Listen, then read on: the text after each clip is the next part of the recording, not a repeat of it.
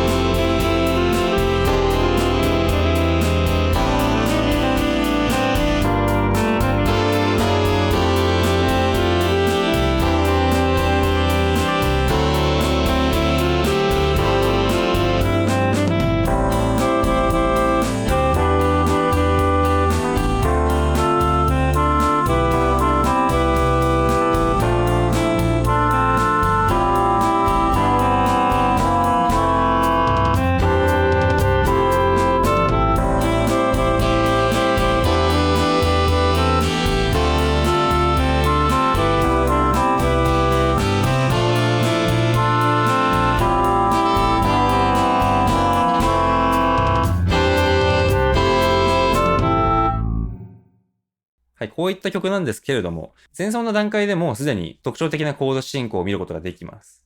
この2小節のコード進行ですけども、最初は簡単ですね。4の和音から始まって、1の第一点階形の和音に落ちると。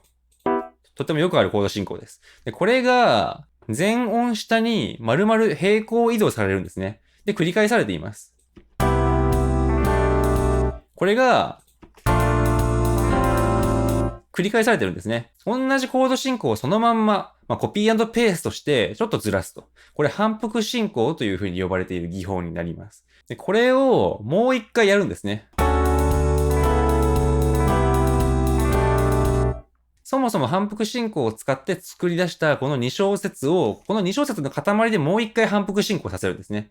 スティーリー・ダンっていうのは反復進行が結構好きなので、このように多用してくるっていうのが一個特徴になっています。で、結果的に、ベースラインはね、半音ずつ下がっていくっていう、そういう動きになっていますね。とても甘い響きがある、そういうベースラインです。で、そんな風にして半音ずつ下がっていくと、奇跡的にね、この反復進行が終わったところで、1の和音にね、戻ってくるんですよね。これなかなか巧妙な仕掛けですね。1の和音に戻ってきて、で、その後ですね。なんかよくわかんないコードが鳴ります。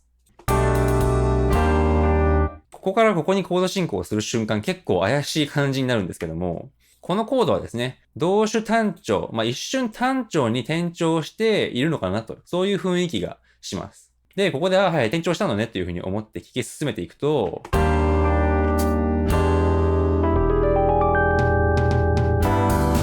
はい、これですね。もうすでに意味がわからないコード進行が発生してしまいました。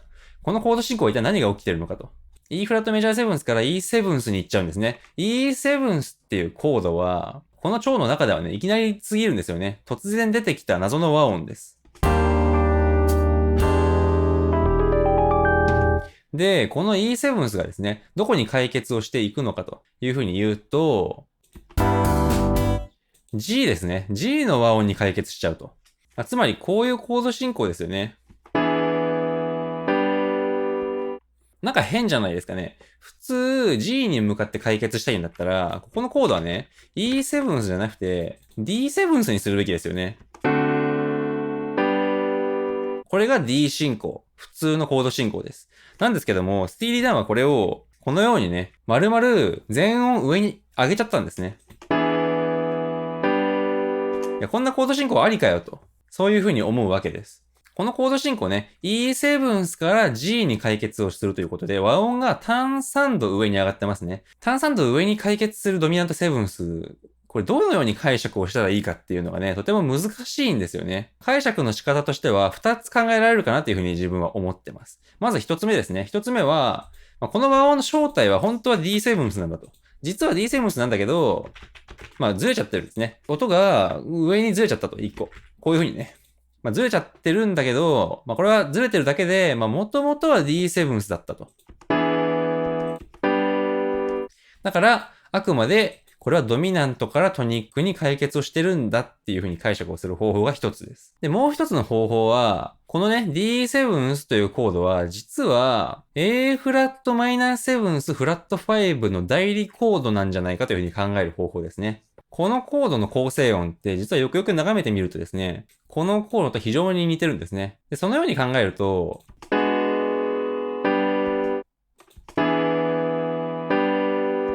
なんとなく響きが似てるような感じがしてこないでしょうか。だとすると、こっちのコード進行っていうのはね、しょっちゅう使われるコード進行なんですね。例えばこういうコード進行の中によく出てきますけども。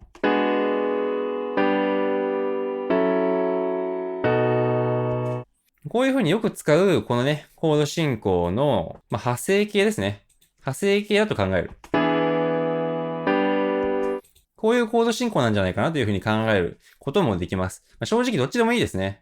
ただ単に単3度上にドミナントセブンスが解決をしてるというだけなんですけども、それだけでね、結構解釈が分かれるようなコード進行になっちゃうわけです。これは発明品ですね。はい。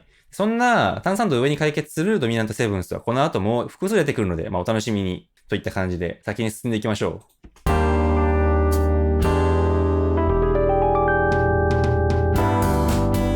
はい、ここから A メロがね、始まっていくわけですね。もう正直前奏だけでもコード進行としてはお腹いっぱいな感じがするんですけど、まだまだですね。この後もとんでもないコード進行が続いていきます。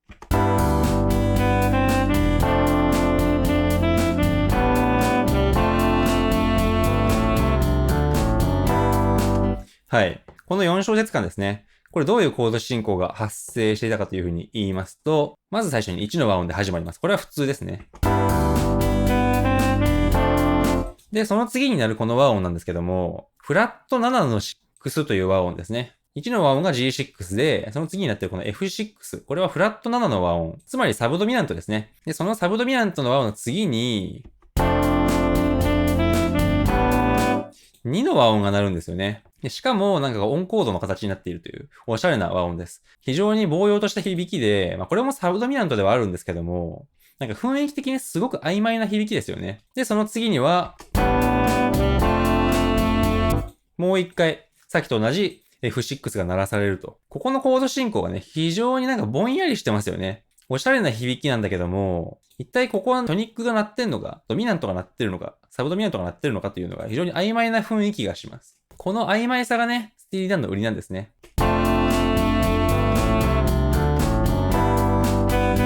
で、同じコード進行をもう一回繰り返していきます。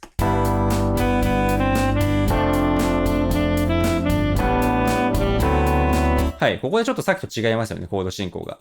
ここで2の和音が鳴った後、なんとね、2、5をするんですね。2、5と普通に進みました。これが5の和音ですね。はい。この5の和音の次ね、何の和音に行くでしょうか。ちょっとここでクイズですけどもね。当然1の和音には進まないんですね。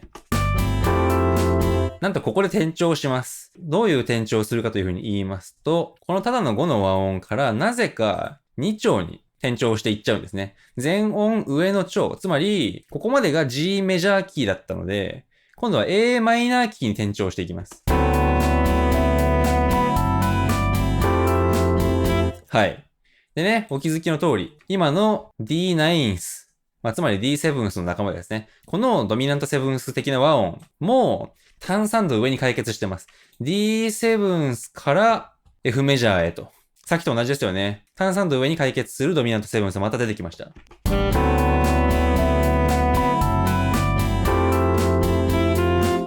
で、しかもね、今回はさっきと違って転調するところに出してきましたね。非常におしゃれで、もう棒用としてますよね。漂うようで非常に滲むような和音になってます。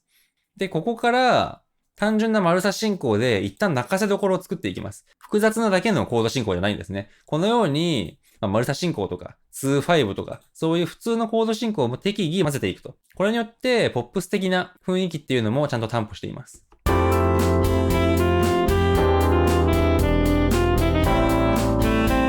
はい。で、ここで A マイナーに、ここで1の和音に解決をしました。で、この次の和音がですね、はい。半音上に上がるっていうちょっと特徴的なコードなんですけども、これはね、普通に裏コードですね。E7 の代理コードとして、裏コードとしての B フラット7というコードを出してると。なので、これね、つまりドミナントです。ドミナントなので、この次には多分 A マイナーが来るんだろうと。普通予想しますよね。なんだけど、もちろん A マイナーは来ません。はい、なぜか E7 なんですね。これなんで E7 が来るのかも誰にもわからないですね。一応コード進行としては、そもそもこのコードが E7 の代理コードなんですね。で、この次に E7 が来ますので、ドミナント同士でくっついてるだけだと。一応可能なんですけども、このベースラインがね、増余度で動いてます。すごく怪しい響きですね。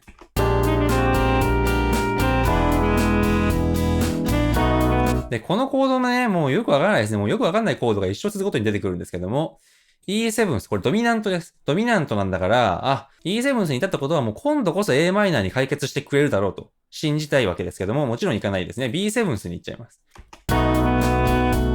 B7 はサブドミナントのコードですね。なので、ドミナントからサブドミナントに進むっていうのは弱進行。これクラシックでは禁止のコード進行になっています。だけど、この曲の中では弱進行がね、割と結構出てくるんですね。なんで出てくるか。それはこの曲のタイトルにもね、ヒントがあるんですけども。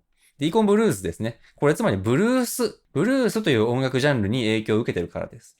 スティーリー・ダンは、ジャズとかね、ブルースといった音楽性にとても影響を受けている、そういうアーティストなんですけれども、ブルースの中ではですね、特徴的なコード進行として、5、4、1というコード進行が出てきます。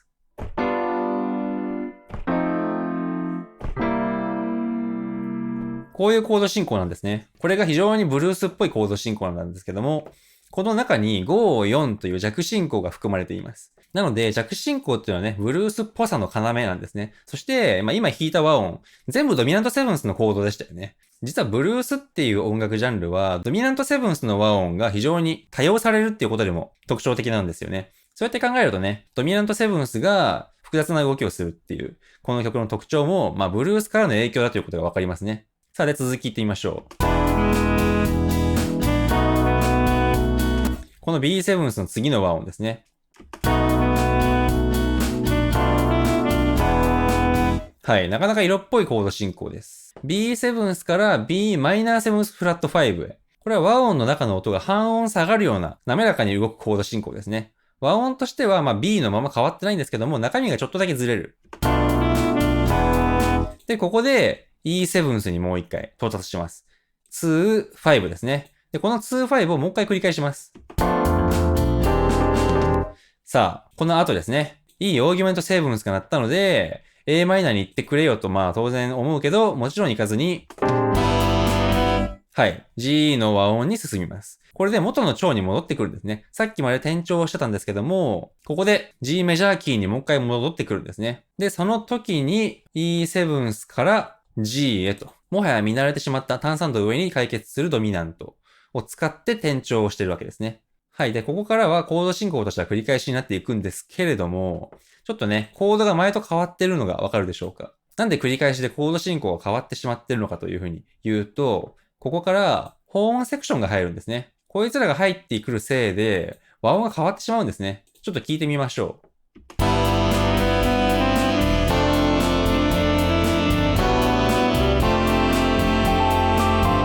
こういう響きになるんですけども、この保音セクションがまた非常に強烈です。楽譜を見ればわかる通り、4度体積になってますね。ものすごい汚い音ですね。すごいぶつかり方をしてます。普通、保音セクションっていうのはあまりぶつけないですよね。ぶつけずにふんわり入れる。それが保音セクションの定石なんですけども、何を思ったのか、スティーリー・ダンはですね、保音をぶつけるんですね。これすごい工夫ですよね。なかなかこんな保音は見ません。保音のせいで和音が変わってしまうっていうレベルでぶつけてる。これはとても珍しいです。で、和音をぶつけた結果として、やっぱりセブンス、ドミナントセブンスになるんですね。これはさっきも言ったようにね、非常にブルースらしいです。特に、これトニックですよね。このトニックの和音がドミナントセブンスと化してしまう。これはもうブルースでしか見られない特徴的なコードです。で、こっからもね、コード進行はまあ、ざっと一緒です。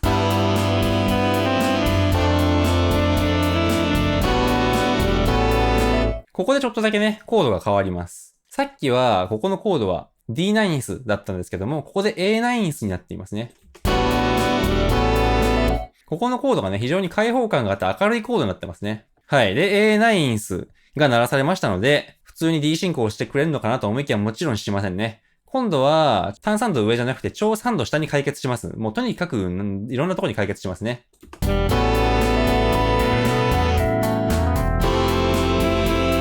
で、ここからさっきと同じく、マルサ進行を一旦して、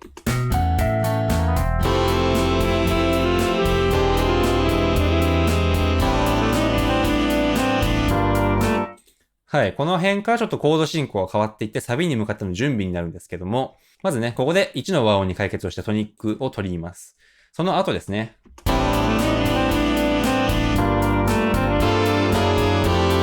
すごいいいコード進行ですね、ここ。この半音加工の進行がとても色っぽいと思います。ここね、実は251になってます。6の和音を1の和音と見た時の251ですね。で、この和音、G マイナーから G フラットオーギュメントに行って F という風にベースラインが半音ずつ下がっていくっていう、こういうコード進行なんですね。ここのコードはまあブラックアダーコードにも似た非常に色っぽいコードです。で、この続き。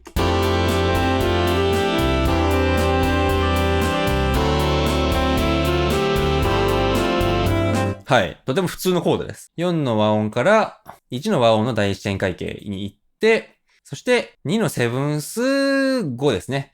2、5と来ました。今度こそ1の和音に行ってくれと思うんですけども、はい、6の和音です。まあ一応解決はしましたね。解決はしてくれたんですけども、そもそもね、この直前で鳴ってる、この5の和音、同音を含んでない。同音を含んでないので、いまいち緊張感のない、どちらかというとおしゃれな、そういうコードになってますね。スティーリー・ダンの曲の中では、ドミナントの機能っていうのはね、非常に弱いんですね。すごく響きが複雑で、緊張感がある和音っていうのは、いっぱい出てくるんですけども、それが、5の和音としては出てこないんですね。普通逆ですよね。普通の音楽だったら、5の和音が緊張してて、それ以外のコードっていうのはあまり緊張してないように作るのが普通だと思うんですけども、スティーリー・ダンは非常に天の弱な性格なんでしょうね。5の和音以外のところにはもうとても複雑なコードっていうのをもうバカスカと散りばめるんですけども、いざ5の和音になると、なんかおしゃれなばっかりで緊張感っていうのをね、与えてあげないんですよね。非常に難解なコード進行になってます。で、ここからサビですね。サビになって一旦シンプルなコードになっていきます。これどういうコードかっていうと、ベースラインがね、非常にわかりやすくだんだんと順番に下がっていくんですね。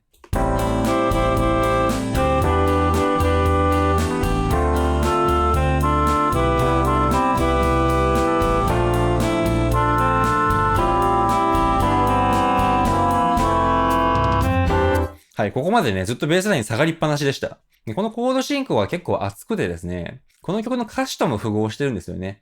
すごい、もう凋落していく、落ちていく、とても哀愁に満ちたコード進行に聞こえませんかね。このサビは、なので表現としてコード進行が落ちていくんですね。すごいこう、なんか都会の暗闇に消えていくみたいな、そういうような雰囲気を持ったコード進行になっているわけです。で、和音がどんどん一個ずつ一個ずつ落ちていくと。そういうコード進行になっているので、ここは平行和声になってるんですけども、和音が平行移動するときっていうのは、非常にね、不安定感が強くて、膨揚としたような、漂うような和音になるんですね。これがまさにこの曲とぴったり合っています。で、細かく見ていきますと。ここで、一旦、6の和音から3の和音に行くわけですね。まあこれ、6の和音って書いてありますけども、a マイナーキーで考えると、この和音っていうのは1の和音から5のマイナーの和音に進んだということになりますね。5の和音がやっぱりマイナーの和音、つまり同音を含まない5のマイナーとして使われるんですよね。さっきも言った通り、これは特徴的な部分です。で、5のマイナーから4のマイナーに落ちていくんですね。5から4へ進む弱進行ですね。この弱進行もさっき言った通り特徴的な部分です。で、この4の和音っていうのは、C メジャーキーで考えた時には2の和音です。つまり平行長調ですね。で、2の和音から1の和音である C メジャーの和音に落ちていって解決をすると。そういうコード進行ですね。この部分ね、今話していて分かったと思うんですけども、キーがね、C メジャーキーなのか A マイナーキーなのかってのはちょっと曖昧で、なかなかこっちだって決められないので、どちらの響きもあるという感じの曲調になってます。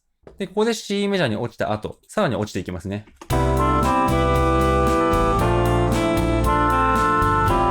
このコードいいですね。B フラットメジャーセブンス。フラット7のメジャーセブンスの和音です。とてもキラッと光るおしゃれな和音ですね。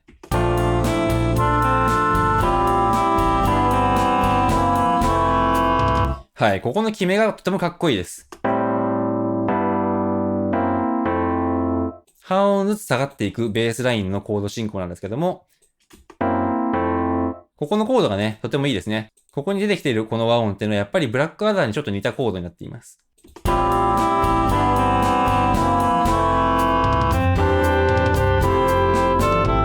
で、こういう風に繰り返していくんですけども、このね、決めの部分が面白いですね。この部分決めですよね。じゃんじゃんじゃんと決めて、もう一回リフレインに戻っていくと。普通決めの和音ってドミナントを使うものなんですけども、これ何の和音ですかね？これ4の和音が使われてます。で、4から6に進むっていう、なんか、あんまり解決感のないコード進行なんですよね。この解決感がないコード進行を決めに使っちゃう。決めなのに。ドミナントでは決めませんよと。みんながやってるようなことやもう俺はやんねえよという、そういう態度がね、とても強く現れてるような気がします。このようにして、もう一回繰り返していくんですね。コード進行自体は一緒なんですけども、さっきと同じでね、2回目になると、保音セクションが入るんですね。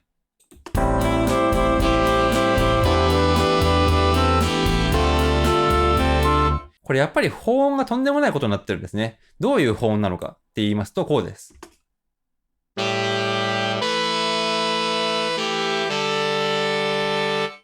はい。結構頑張って聞き取ったと思うんですけども、僕の耳が間違ってなければこういう音が鳴ってます。これ意味不明なボイシングですね。普通こんな風に鳴らしません。音がすごくぶつかってると思うんですけれども、これがね、伴奏と混ざるとね、なぜかいい感じに聞こえちゃうんですよね。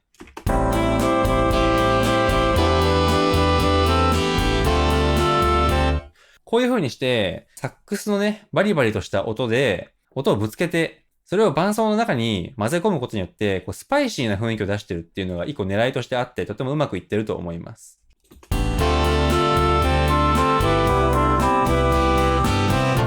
はい。ここからも同じような感じで繰り返していくんですけれども、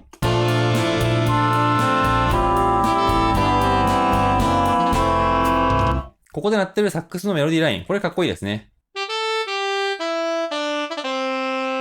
こういうメロディーです。これもやっぱり上から下に向かって落ちてくっていうメロディーラインですね。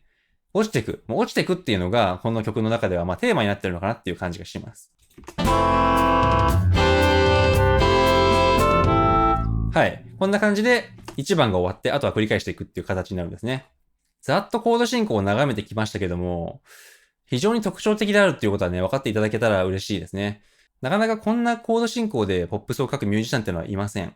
でね、改めて曲を、全体的に振り返ってみたときに、今はコード進行のことを熱く語っていきましたけども、コード進行以外のところっていうのはね、そんなに主張が激しくないんですよね。保音セクションは非常に特徴的なボイシングで音をぶつけるっていう特徴はありましたけども、伴奏に関して言えば、こんだけですね。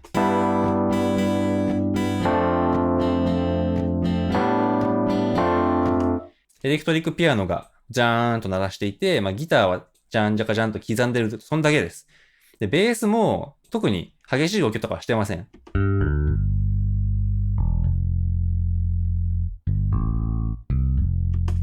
一応想定の範囲内ですよね、この程度の動きならね。で、特にドラムですね。ドラムっていうのはもうほとんどずっと同じリズムを叩き続けてるだけです。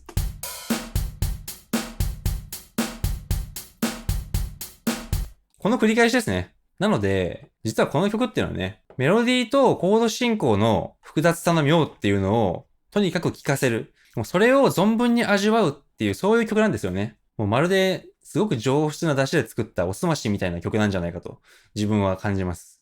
で、実際ね、この曲を聴いてて、なんか退屈な曲だなと思う人は一体いるんでしょうか？多分いないんですよね。伴奏は非常にシンプルな動きしかしてない。別になんかかっこいいスラップベースがいるわけでもないし、めちゃめちゃかっこいいドラムのリフがあるというわけでもありません。なんだけども、このもう唯一無二のコード進行によってこの曲っていうのはすごい普及の名作になってるわけですよね。で、ちなみに余談なんですけども、スティーリー・ダンのね、ボーカルを務めているドナルド・フェイゲンというボーカルは、歌える音域がとても狭いんですよね。なので、実はこのディーコン・ブルーズという曲は、メロディーの音域が非常に狭くて、1オクターブプラス音1つ分、超駆動しか音域がないんですよね。これは普通に考えたらとても狭い音域になるんですね。だけど、この曲を聴いてても、なんか音域が狭くて盛り上がりに欠けるなとか、全然思わないわけです。この辺のバランス感の作り方っていうのがね、非常にやっぱり上手いなというふうに思うわけですね。コード進行の力っていうものについて考えさせられる一曲でした。さあ、というわけで、スティーリー・ダンのね、ディーコン・ブルーズの分析、以上で終わりになるんですけれども、さすが歴史に名を残したミュージシャンということでね、とても特徴的な部分は分かりやすい曲だったと思います。やっぱりポイントはこれですね。単3度上に解決するドミナント成分と。これはぜひともね、真似をして使ってみたいところですね。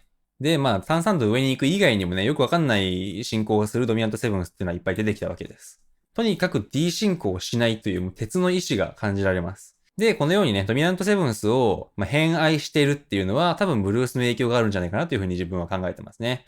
で、あともう一個声を大にして言いたいのはやっぱり、保音セクションですね。この保音セクションの使い方っていうのはあまり他で見ないので、相当面白いんじゃないかなというふうに思います。はい、というわけで今回の分析は以上で終了ということになります。もし面白いと思っていただけましたら、ぜひともチャンネル登録、高評価とよろしくお願いいたします。それではありがとうございました。